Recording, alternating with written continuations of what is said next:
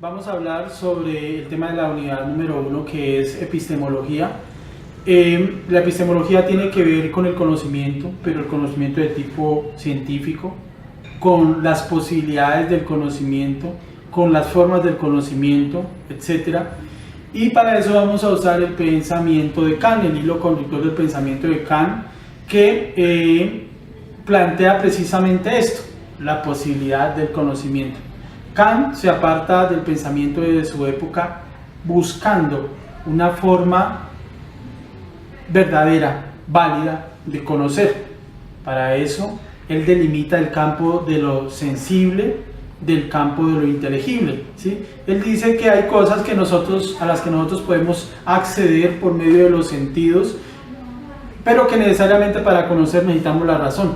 Él también marca un punto de convergencia entre las tendencias de la época, que son el empirismo y el racionalismo.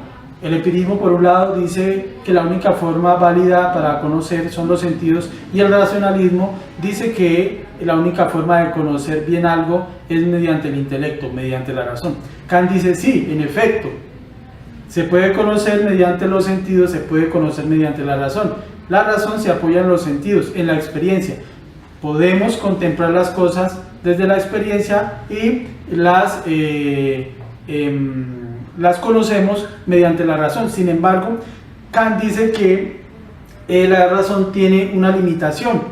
La razón no puede acceder a ciertas cosas porque está mediada por el intelecto del sujeto, de un sujeto que conoce, que se enfrenta a los objetos, y que los objetos o las cosas o la realidad son lo que hace el sujeto de ellas, pero que el sujeto nunca puede llegar a ver las cosas en sí mismo. Ese tipo de reflexión entre sujeto y objeto también se denomina giro copernicano, ¿sí? El giro copernicano es básicamente una analogía a lo que sucedió con Copérnico en su época, cuando planteaba un pensamiento divergente, un pensamiento distinto respecto a las posiciones teóricas de la astronomía, y decía que era la Tierra la que giraba alrededor del Sol y no lo contrario. En ese sentido, Kant dice que hay que partir del sujeto que conoce, que es el que le da razón de ser a las cosas, y no de los objetos. Los objetos son en tanto que la razón les da un atributo. Él habla también de las categorías del conocimiento, que son realizadas por el sujeto que conoce y desde luego por la razón. Entonces él denomina a esas cosas que uno puede conocer como impresiones, que hay un campo de la razón al que ella no puede acceder. Él lo denomina el campo del noúmeno, algo que a lo que no se puede acceder, pero lo que él sí dice es que hay un campo, ese campo de una experiencia posible, ¿sí? De que las cosas no las podemos conocer en sí mismas porque están mediadas por el sujeto, pero que hay un campo de la experiencia posible, algo así como un ideal, algo tentativo de lo que podría ser la realidad en sí. La lógica estudia el pensamiento coherente, la estructura del pensamiento, o sea, que tenga coherencia, que sea correcto y que tenga validez. Para esto y poder profundizar un poco en lo que es la lógica, quiero centrarme en los 4 principios supremos de ella. Como primero vamos a hablar sobre el principio de identidad. Este principio dice: todo objeto es idéntico a sí mismo. O sea, en pocas palabras, significa que una cosa es una cosa. Para aclarar mejor, una manzana es manzana aunque cambia. Tiene su esencia que lo hace único, aunque cambie, siempre va a ser una manzana. El segundo principio que comúnmente conocemos es el principio de no contradicción. Este dice que se refiere como tal a que una cosa es imposible que sea y no sea al mismo tiempo. Por ejemplo, para ser más concreto, decir que un perro es negro y no es negro al mismo tiempo. Como tercer principio quiero hablar sobre el principio del tercero excluido. Dice que no existe una tercera posibilidad como proposición de algo. Para ser más claro, los marcianos existen y que los marcianos no existen.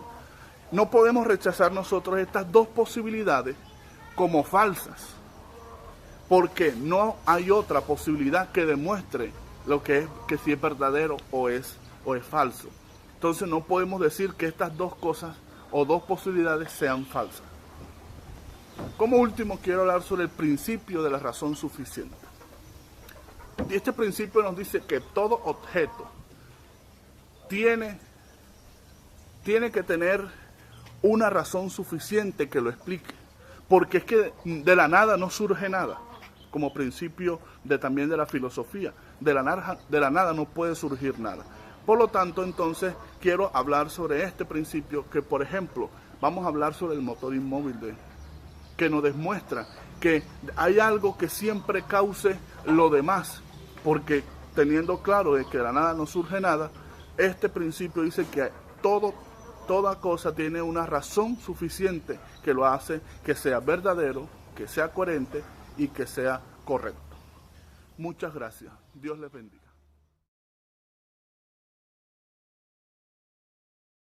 La tercera unidad se centra en el pensamiento crítico, una actividad muy importante en el docente, puesto que inicia dejándonos claro que como personas tenemos la capacidad para pensar, pero no es simplemente pensar por pensar, sino que ese pensamiento debe brotar de unas preguntas, de un indagarse, de un análisis, de una reflexión, y posteriormente esto permitirá que a la hora de expresar nuestro pensamiento de alguna manera podamos hacerlo de una manera argumentada, que nosotros tengamos el porqué de aquello que pensamos, permitiéndonos entonces esto mejorar continuamente como personas e ir creciendo en nuestro pensamiento.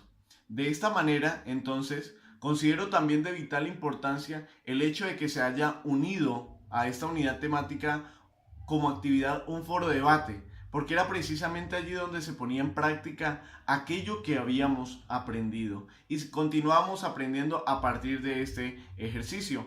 En él plasmábamos nuestro pensamiento, pero también lo argumentábamos a la vez que nos dábamos cuenta de que los demás también estaban expresando aquello que piensan. Y al hacer esto, al compartir nuestro pensamiento con el de otros y al encontrarse este pensamiento, podemos también analizarlo, reflexionarlo y sacar unas conclusiones para seguir creciendo.